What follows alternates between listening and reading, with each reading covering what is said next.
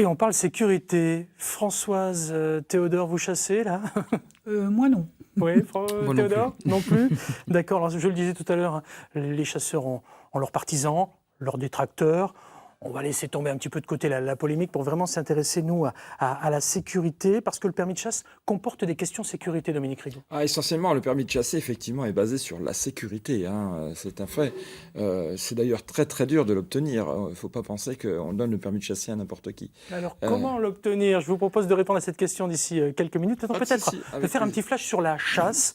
Voilà, on a pris un petit panorama total de la chasse et ça donne ça en image, regardez. C'est l'ouverture de la chasse. Tu viens chasser? Jamais de la vie, espèce de criminel. Avec, en France, 1 140 000 chasseurs, la chasse est, selon ses partisans, le premier loisir des Français ou, selon ses détracteurs, le passe-temps morbide d'1,5% de la population. Chaque saison, dans notre beau pays, pas moins de 30 millions d'amis sont abattus et 5 millions sont blessés. Parmi ces 30 millions d'animaux dégommés, 20 millions sont élevés, puis relâchés dans la nature pour être tirés à vue, comme 14 millions de faisans, 40 000 lièvres ou 10 000 cerfs. La chasse, un loisir très polémique, car plus ça va et plus les Français rejettent massivement la chasse. Alors que les chasseurs mettent en avant le rôle bénéfique de régulation sur certaines espèces très destructrices, comme le sanglier, aujourd'hui, seuls 19% des Français approuvent la chasse.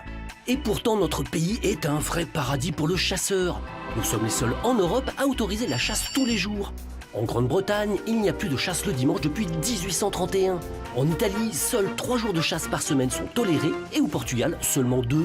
Et on ne vous parle pas des modes de chasse quelque peu contestables comme la chasse à courre où l'animal finit épuisé et déchiqueté par la meute de chiens. Et la chasse ne fait pas que des victimes chez les animaux. Durant la dernière saison, on a dénombré 131 accidents, dont 7 mortels. Attention à vous, plus de 60% des accidents ont lieu le dimanche. Alors, on va se promener dans les bois ? En faisant attention, parce qu'il n'y a pas que le grand méchant loup dans les bois, Dominique Rigaud.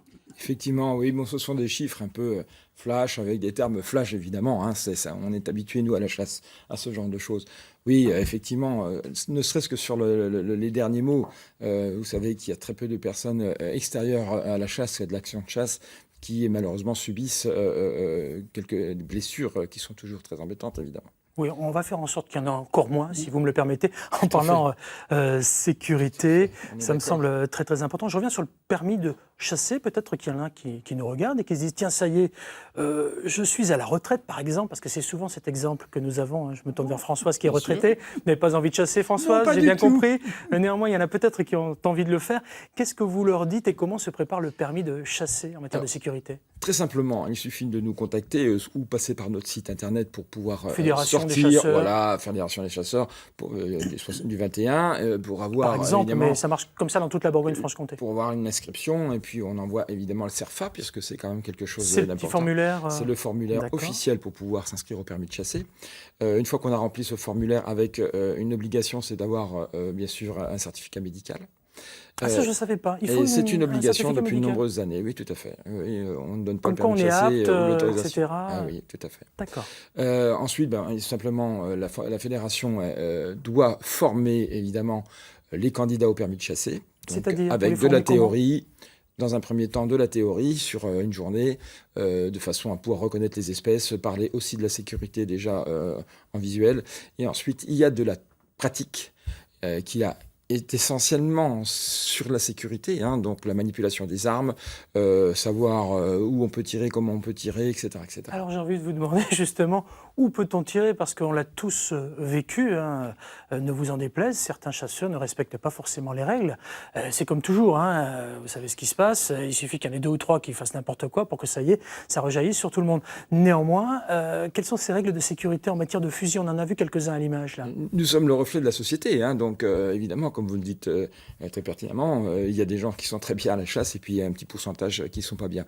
Les règles de sécurité, les premières, c'est évidemment d'avoir des armes qui sont bien entretenues et de ne pas manipuler ces armes n'importe comment et surtout pas en direction des personnes ou des biens ou des routes, etc. Ça veut dire concrètement le canon, comme on le voit à l'image, là, qui est ouvert, qui est descendu, qui est fermé, un fusil qui est ouvert ou une arme qui est ouverte en général, c'est une arme qui risque rien pour autrui ni pour soi-même, parce que beaucoup d'accidents, on en parlait tout à l'heure dans votre petit reportage d'accidents, de nombreux accidents.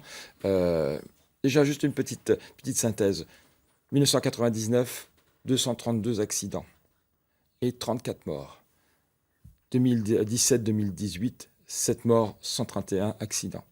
Donc voilà, déjà, je pense que grâce au permis de chasser, et grâce aux fédérations qui font aussi des formations sécurité spécifiques, soit pour les responsables de chasse, soit pour les chasseurs individuels. Donc Est-ce que c'est un gros c'est travail. dans ce genre de formation à la sécurité qu'on apprend, par exemple, alors pas à porter le gilet orange, en l'occurrence pour les chasseurs, mais où on le dit effectivement que c'est obligatoire, parce que tout le monde ne le sait pas, mais c'est obligatoire le gilet orange. Ça s'apprend pas. Ça, c'est un fait, puisque nous avons... Depuis 2008, c'est une- obligatoire. Vous tout m'arrêtez à si je fait. me trompe. Ah oui, j'étais un de ceux qui l'a promu, donc effectivement, je ne peux pas dire le contraire. D'accord, Mais l'obligation c'est- du port d'un gilet ou d'une veste orange fluorescente pour c'est- les chasseurs depuis 2008 est obligatoire. Je c'est le redis obligatoire. parce que, voilà, on a tous vu encore une fois, j'allais dire des brebis galeuses, mais sans faire de vilain jeu de mots, mais des gens qui, voilà, ne respectent pas la loi. Vous le disiez, c'est le reflet de la société. Hein. Tout à fait. Mais alors, c'est pas forcément des brebis galeuses. C'est qu'ils ont dans leur tête un petit défaut, c'est qu'ils n'ont pas vu que finalement, Ça avait qu'on changé, la soit chasse. habillé. Oui, mais c'est surtout où je veux aller, c'est que le gibier n'a pas peur du gilet orange puisqu'il ne le voit pas. Mais oui, c'est ça, Donc oui. ils ont dans l'esprit le fait de dire je suis en orange, on me me voit. voit. Après, quand on n'a rien à se reprocher, on met son gilet orange. Bien au contraire, on est vu et on voit. Donc c'est l'essentiel. Allez, je vous propose d'écouter Coralie. Elle a une question. Elle est avec son animal à 4 pattes. Il est très très joli cet animal et Coralie est très souriante. Regardez. Bonjour à tous, moi c'est Coralie. Je suis une grande passionnée de chasse. J'accompagnais mon papa étant petite au petit gibier. Au jour d'aujourd'hui, j'ai passé mon permis de chasser, donc il y a maintenant plus de 3 ans, où j'accompagne mes dratards ou chiens d'arrêt allemands à poil dur. Nous chassons en plaine, mais aussi au bois. C'est des chiens très polyvalents que j'élève depuis maintenant presque 2 ans. Et pour moi, la chasse sans chien, ce n'est pas de la chasse. Qu'en pensez-vous ? Alors déjà, merci Coralie, parce que c'est vrai que des femmes chasseurs, est-ce qu'on dit chasseuses d'ailleurs? On dit chasseuse, oui. Oui, on dit peut dire chasseresse chasseuse. aussi, mais chasseuse, c'est pas gênant. D'accord, ok.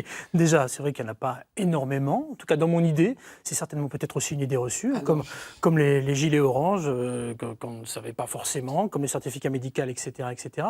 Mais sur sa question, est-ce qu'un chien, c'est indispensable pour chasser? Selon vous? Bien sûr que c'est pas indispensable pour chasser, mais je suis d'accord avec cette jeune fille, c'est indispensable évidemment. Moi, ce qui m'intéresse dans la chasse, c'est l'action. La finition, le prélèvement, il est là. Et on ne va pas le renier, nous sommes chasseurs. Mais sans chien, on n'a pas de travail. Il faut un travail, il faut une complicité entre le chien, moi ou le chasseur, et puis l'action en général. C'est ce qu'on recherche à la chasse avant le prélèvement. Allez, je vous propose d'écouter une autre interrogation sur notre numéro vert ou sur notre compte Facebook. Je vais vous donner les numéros après. Mais d'abord, regardez et écoutez. Je m'appelle Morgane, je suis une très grande passionnée de chasse au grand gibier. Il y a quelque temps, sur les réseaux sociaux, je me suis rendu compte que nous, chasseurs, étions victimes de chasse bashing, que nous recevions des messages insultants en privé et que nos profils Facebook, groupes ou pages étaient partagés sur des groupes d'anti-chasse. D'où ma question, comment nous, chasseurs, pouvons convaincre, prouver à nos anti-chasses que nous avons une place importante dans l'écosystème et dans la biodiversité. Bonne Alors, journée. il ne s'agit pas de convaincre les anti-chasseurs, ça serait bien ambitieux, vous l'avez compris. Néanmoins, que répondez-vous à ceux qui font du chasse-bashing? Alors, le chasse-bashing, on l'a compris, hein, voilà, c'est comme le politique bashing, c'est comme le journaliste bashing, c'est comme les info-bashing, etc. C'est-à-dire on est contre et voilà, et on dit n'importe quoi et on déverse notre haine sur les réseaux sociaux qui sont parfois la poubelle de la société. La première chose que je leur dirais, c'est de venir découvrir. Alors, vous l'avez dit, on ne va pas leur changer leur optique, bien évidemment. Mais en tous les cas, comprendre comment ça se passe et pourquoi ça se passe. Il y a plein de raisons. Moi, je suis chasseur avant tout, mais là, aujourd'hui, on a un rôle de régulateur, notamment, tout à l'heure, vous l'avez mis sur votre reportage, sur le sanglier. Moi, je préférais ne pas avoir de régulation à faire, je préférais le chasser réellement. Aujourd'hui, on paye pour réguler des populations, il faut le savoir quand même. Et effectivement, répondre à ces gens-là, venez nous découvrir.